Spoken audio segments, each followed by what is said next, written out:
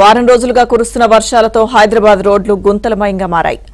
అడుగుకొక గుంతతో వాహనదారులకు ఇబ్బందులు తప్పడం లేదు. 5 రోజుల వ్యవధిలోనే సిటీలో 10,000కు పైగా గుంతలు ఏర్పడినట్లు జీహెచ్ఎంసీ అధికారులు చెబుతున్నారు.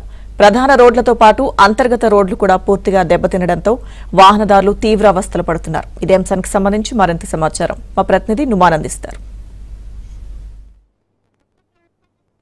అసలు భారీ వర్షాలకు హైదరాబాద్ నగరంలోని రోడ్లు పూర్తిగా గుంతలమయంగా మారాయి.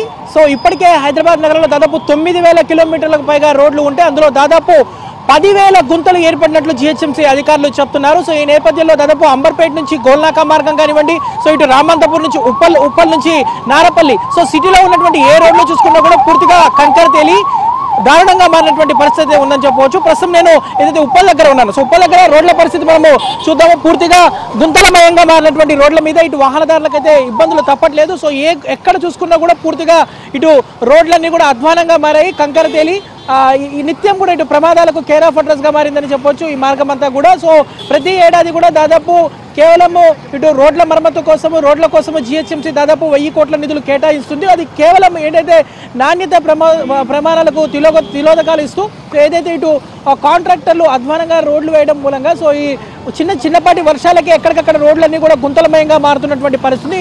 చెప్పండి, మీ రోడ్డు పరిస్థితి ఏంటి, అసలు ఎక్కడి నుంచి ఎక్కడి వరకు ఇలా ఉంది? ఉప్పల్ ప్రధాన రహదారి ఏదైతే ఉన్నదో మరి ఎన్ని గుంటలు అయినాయో, ఎంత రోడ్డు ఇబ్బందికరంగా పరిస్థితిలో ఉందో మీరు కూడా మరి చాలా పొద్దున్న నుంచి మీ వీడియో తీస్తూ ఉన్నారు.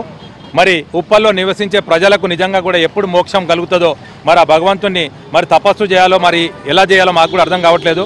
మరి నిజంగా కూడా మీరు గమనించినట్టయితే మరి కేంద్ర ప్రభుత్వం గత 6 సంవత్సరాలు దాటిపోయినా కూడా ఆ ఫ్లైఓవర్ పని నడుస్తలేదు.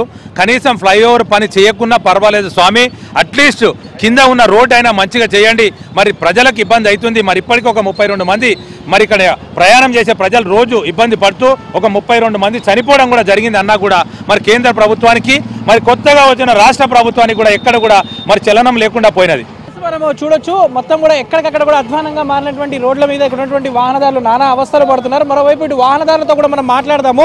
రెగ్యులర్ గా ఈ రూట్ లో వెళ్తుంటారు కదా, ఎట్లా ఉంటుంది ట్రాఫిక్? ఎట్లా ఉంటుంది? చాలా ట్రాఫిక్ ఉంటుంది అన్న. ఇక్కడ ఒక ½ అవర్ అయితే సర్కిల్ దాటాలంటే ఇక్కడ నుంచి రోడ్లు ఎక్కడి నుంచి ఎక్కడ మాకు బొడుపల్ ఖమ్మం నుంచి ఇక్కడ దాకా బస్ స్టాప్ దాకా గుంతలే ఉన్నాయి మొత్తం. ఈ వారం రోజులు అయితే ఇంకా చాలా డ్యామేజ్ అయింది. కనీసం చూడండి అగో మొత్తం గుంతలు అసలు ఎవరు పట్టించుకున్నట్టు రాజకీయ నాయకులు కానీ ఉప్పలు లీడర్లు కానీ చెప్తున్నారు కానీ అసలు దీనికి ఫలితం అనేది ఇంతవరకు వస్తలేదు. ఎప్పుడైనా ప్రతి ఇయర్ ఎవ్రీవన్ వర్షాకాలంలో ఇలాగే ఉంటుందన్న పరిస్థితి.